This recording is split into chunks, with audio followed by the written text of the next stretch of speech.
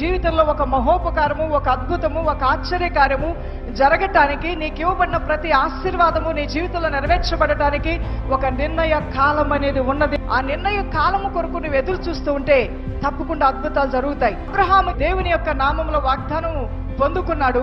ఆ వాగ్దానం పొందుకున్న తర్వాత అది కొంత ఆలస్యమైన అది నెరవేర్చబడింది.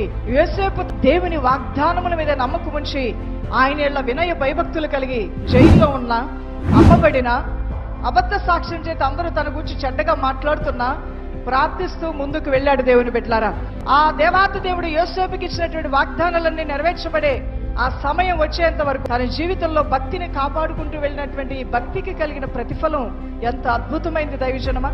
ఈ రోజు నువ్వు భక్తి కలిగి ఉంటే ఏమొస్తుందని కొందరు అనవచ్చు. నువ్వు దేవుని నీతిని బాప్టిజం తీసుకుంటే ఏమొస్తుంది నీకు అనవచ్చు. నేను అంటున్నాను, నీ భక్తే నీకు గొప్ప లాభముగా ఉండబోతున్నది. ఒక దినం రాబోతుంది, అది నీ కన్నీటి భాష